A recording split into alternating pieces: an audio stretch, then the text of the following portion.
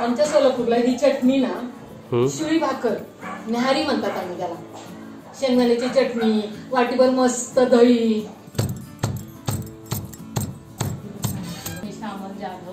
मी आता तुम्हाला शेंगदाण्याची चटणी, सोलापुरी शेंगदाण्याची कुरकुरीत चटणी वाटून दाखवणार आहे.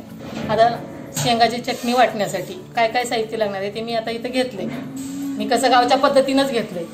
गावच्या पद्धतीनं मला चटणी वाटायचंय म्हणून मी माझ्या आईची साडी घालून बसली. अरे वा. म्हणजे त्याच्यामुळे त्या चटणीला कसं वेगळा फ्लेवर येईल. जिरे चटणीसाठी थोडंसं मीठ आता टाकेल. मग नंतर शेंगदाणे, लसूण आणि ही लाल मिरची, इतकंच साहित्य असतं चटणीसाठी. मग आता वाटायला घेते मी हे जिरे. हे 1 चम्मच जिरे, 1 ते 1.5 चम्मच समज, कारण जिरे जास्त टाकलं की जरा स्वाद छान येतो. आणि कोणता चमचा आपला?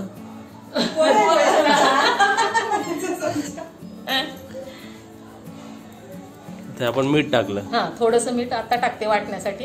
आणि नंतर आपले शेंगदाणे किती पडतात वगैरे त्याच्या अंदाजानं मग नंतराने मीठ टाकायचंय.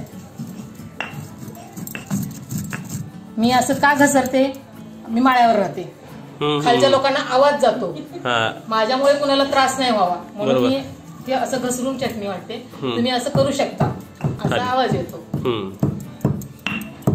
असंही करू शकता आणि आपण त्याला स्लाइडही करू शकतो. असंही करू शकता. पण अशा बनवलेल्या चटणीला एक वेगळी चव असेल ना. कांद्याची चटणी पण मी खलबत्त्यातच वाटते. कांद्याची चटणी तर खूप टेस्टी लागते.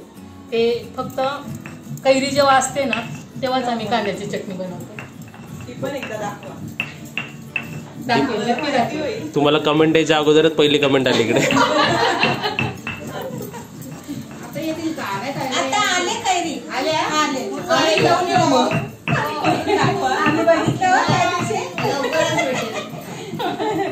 लवकरच भेटेल. आणि पहिली जेव्हा मी सुशेल्याची रेसिपी दिली, खूप जणांची गोड गोड कमेंट वाटून एवढा आनंद झाला आणि माझे जितके नातेवाईक होते तेवढ्याने दुसऱ्या दिवशी लगेच सुशीला करून खाल्ला. अरे वा. ज्यांनी कोणी सुशीला रेसिपी बघितली नसेल ती बघा. यांची रेसिपी, फर्स्ट रेसिपी सुशीला पण टाकली होती आणि खूप फेमस झाली ती. आता शेंगदाणे टाकते मी. हे जिरे आणि मीठ थोडंसं वाटून झालेलं आहे. शेंगदाणे टाकते. शेंगदाणे आपण किती घ्यायचे अंदाजाने? मी याच्यातले, कारण माझा हे वाटण्याची जी हे आहे ना ते लहान असल्यामुळे बाहेर नाही पडावं. हे हाफ कप आहे. नाही हाफ कप आहे. एवढं मी घेतलंय. हे सगळे हे करत नाही कारण बाहेर येते. काय मारून येते?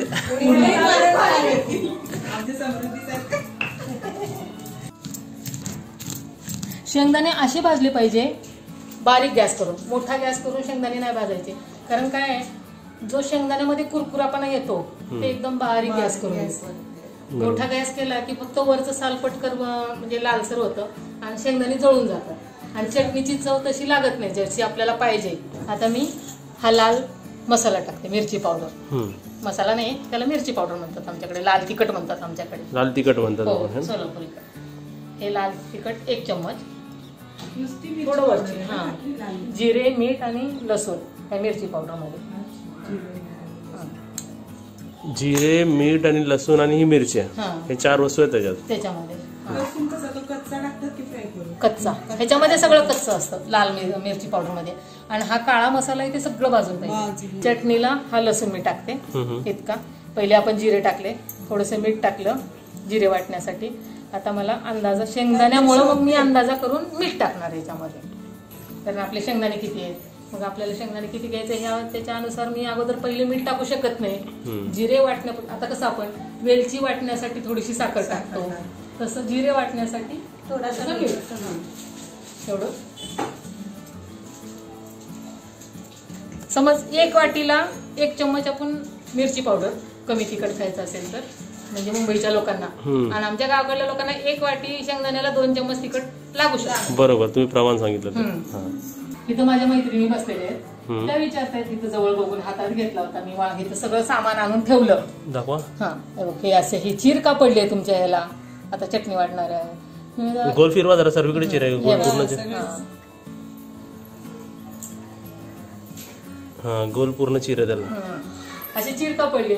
मग काय झालं ते एकदा पडलं होतं, त्याला फेविक्विक लावून 2-4 दिवस ठेवलं. नंतर बघितलं ते चिटकलेलं होतं, ते राहिलं. मग ते पूर्ण तुटलं होतं काय? हा पूर्ण त्याला बाजूलाच झालं होतं ते. ते आता ते म्हणजे ते विकून किती दिवस म्हणजे किती महिने? महिने नाही, वर्ष झालं. बापरे, फेविक्विकने दगड पण चिकटायला लागले. म्हणजे मला जे काय मनात आलं ना ते करून टाकते मी. बरोबर. मी पाठचा पुढचा म्हणजे ते होईल नाही होईल किंवा त्याचं ते माणसं काय म्हणतात नाही चिकटणार ते कशाला उगाच लावायचं. असं नाही विचार करत नाही. हे आलंय ना माझ्या मनात ते करायचंय, जाऊ दे जे होईल ते होईल. पण ते काम यशस्वी होतं. आणि नंतर जेव्हा लसूण आपण टाकतो ना तेव्हा असं नाही म्हणत, त्याला असंच केलं असंच केलं. हे आपल्याला असं तेचायलाच लागेल त्याला. त्याचायलाच लागतं. आपले शेंगदाणे वाटले पाहिजे. बरोबर. मग खालच्या लोकांना आवाज गेला तरी चालेल.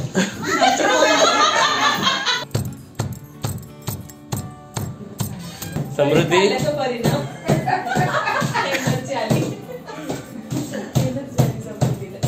ही चटणी झाली सोलापूरची तयार. आता झाली. अशी ठसठशीतच पाहिजे, एकदम बारीक नाही पाहिजे. हे असे शेंगदाणे वगैरे दिसले पाहिजे व्यवस्थित, अशी जाडसर जाडसरच पाहिजे. मग मिक्सरला करून नाही चालणार. मिक्सरला मग बारीक होईल. मग बारीक होईल.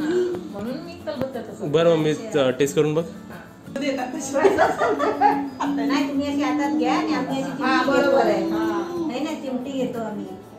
चला खलबत्ताच करते की. चला चटणी घ्या आणि गोड गोड. चटणी घ्या, गोड गोड बोला का?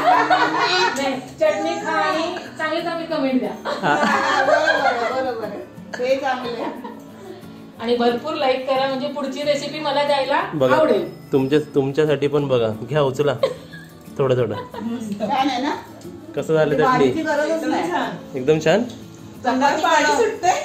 खूप मस्त झाले. नाही चपातीवर भाजीची गरजच नाही. आमच्याकडे असंच खातात मस्त पैकी. ह्याला होल करायचा, त्याच्यामध्ये तेल तरी टाकायचं. दही नसेल त्यांच्याकडे, नाहीतर एक मस्त असं दही करून टाकायचं. टाका टाका असं हे आणि मस्त ह्याला खायचं. बरोबर. मग काही असतो, छोटे छोटे वांगे असतात, काकडी असते, टमाटे असतात, भेंडी असतात. हा भेंडी पण शेतात गेलं ना, भेंडी वगैरे सगळं आम्ही खातो कच्चच. त्याला शिजवायची गरज नाही आम्हाला, म्हणून तर मग गावाकडलं जीवन चांगलं वाटतं. चला आता टेस्टिंग ना, तर पहिले त्यांना टेस्टिंगला जाऊ. मग इथलं जीवन आम्हाला घासपूस वाटतं.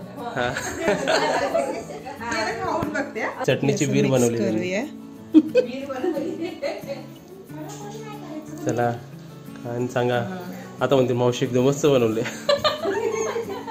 खाऊ दे. तुम्ही पण करा टेस्ट. चला सर्वांनी एक एक घास घ्या. काकी छान झालं एकदम. ऍक्च्युली मला दह्याची आयडिया पण माहिती नव्हती. छान लागते त्याच्यावर कॉम्बिनेशन चांगलं आहे. मस्त. मला या जरा चटणीचं कॉम्बिनेशन सांगा, म्हणजे दही सोबत भाकरी आणि हे कसं लागतं. घ्या तुम्ही पण घ्या सर्वात. आणि ही चटणी किती दिवस राहते हे पण तुला मी सांगते ना. लोक काय करतील, जास्त वाटून ठेवतील. बरोबर आहे, बरोबर आहे. पण खायला वेळ म्हणजे आयत्या वेळी फक्त 8-10 दिवसच ह्या चटणीची टेस्ट लागू शकते. हे 8-10 दिवस बाहेर का फ्रीज मध्ये? बाहेरच ठेवू शकतो. बाहेरच 8-10 दिवस. आणि त्याच्यातला लसणाचा मग सुगंध जाणार, बरोबर. जिऱ्याचा सुगंध जाणार, मग त्या शेंगदाण्याचा खवट वास येणार. म्हणजे एक हफ्ता आपण आरामात चांगलं खाऊ शकतो. एक हफ्ता आपण खाऊ शकतो. आणि बाहेर प्रवासाला जाते वेळेस तर चटणी उत्तम. दही मिळो अथवा न मिळो. सोलापुरी चटणी शेंगदाण्याची तयार झाली आहे. आणि शेंगदाणे एकदम छान भाजल्यामुळे ही कुरकुरीत लागते. सर्वांना आवडेल अशी केली आहे, माझ्या पद्धतीने केली आहे. सोलापुरी टेस्ट आले त्याला. पण मागे जे सुशिलाच्या रेसिपीमध्ये शेंगदाण्याच्या पोळ्यामध्ये जे तुम्ही वाचलं, कमेंट केलं ते मला आवडलं. आणि त्याच्यामध्ये हे चटणी मागितली खूप जणांनी. बरोबर. त्यासाठी मी ही तुमच्यासाठी ही चटणी बनवली. म्हणजे कमेंट वाचून तुम्ही चटणी बनवलेली आहे. हा, कमेंट करा की त्यांची रेसिपी कशी झाली आहे. त्यांच्याकडून अजून कोणती रेसिपी पाहिजे तेही कमेंट करून सांगा. आणि तुम्हाला खरं बरं वाटलं ना की असं रेसिपी माणसं बघतात आहेत, तुमच्याकडून शिकतात आहेत, आणि पुढच्या पिढींना पण असं म्हणजे खूप इझी जाणार रेसिपी बघून बनवून.